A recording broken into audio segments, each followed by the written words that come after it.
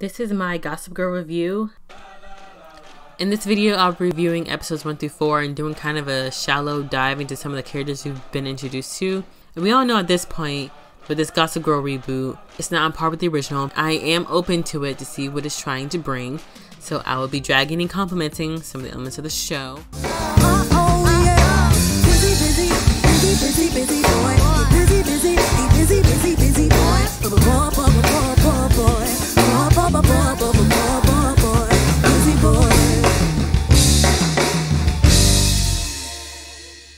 We're gonna start off with Julian.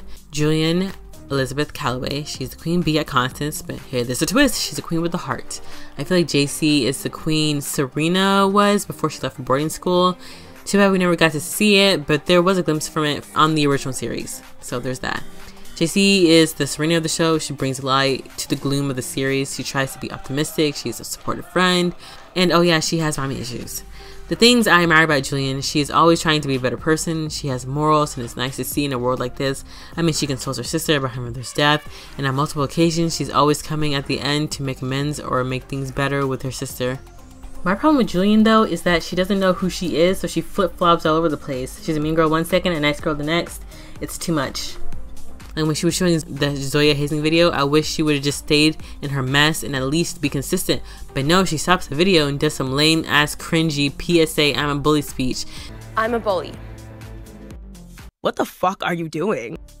She needs to stand in her mess like how she did after the fashion show.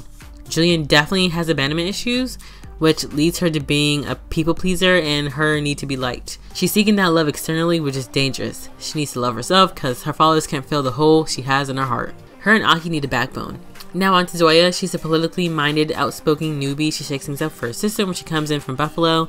She does give me Jenny vibes, but not the bad bitch Jenny vibes. More so the annoying Jenny vibes who yells at poor Rufus for no reason. I feel like pretty soon Zoya will grow out of being with Obi. He acts like her dad and it's kind of weird. Their relationship is boring and they gave me pretentious vibes, like I don't like it. Also, we see Zoya with a lot of political messaging around her, and I'm wondering when it'll come into play in the show. Can the show have a storyline that integrates the political atmosphere of the current climate? Who knows? Do I want to see something like that? No. I don't know what else to say about her except she needs a new boyfriend. Now, just a few points I wanted to add about these sisters. You can tell the way they go at it, the writers are doing another Blair-Serena toxic relationship dynamic. I hate this. It's like the writers can create storylines about without having this cliche women against women thing. Also, one girl is supposed to be black and the other is supposed to be biracial. And why'd they both look mixed? Like at the very least, I was hoping Zoe would favor Monet's looks or skin tone. Also, it's kind of weird how the sisters have the same picture of their mom. It's like she just had that one candid photo. Also, there's no dark skins. At least let a love interest for one of the friends in the group have a dark skinned individual, but you know, nothing new. Also, I love how tomboyish these girls are.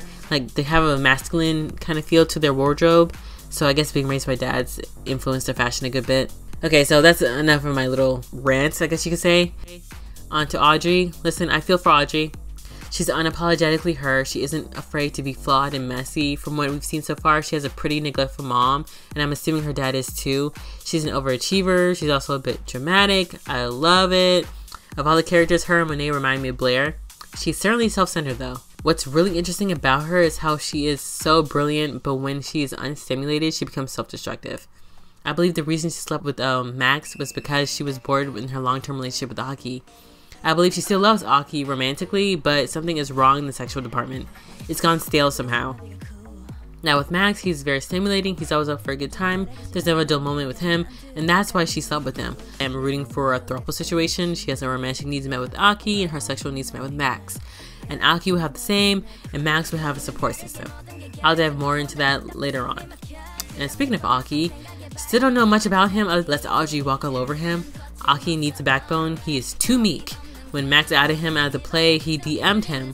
He DM'd Max, apologizing to him about his angry reaction towards him for outing him. Like, I feel like Aki doesn't think too highly of himself, otherwise he wouldn't be attracted to someone like Max or be so eager to be used or tell his girlfriend she could think about other guys while they're doing it. Like, the fuck? Like, Aki needs to love himself. I pray for him. He's such a sweet guy. Now on to Max.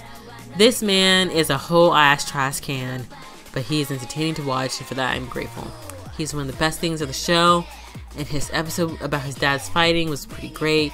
It was in this episode and in episode 4 we kind of understand why Max is what he is. Now, hear me out.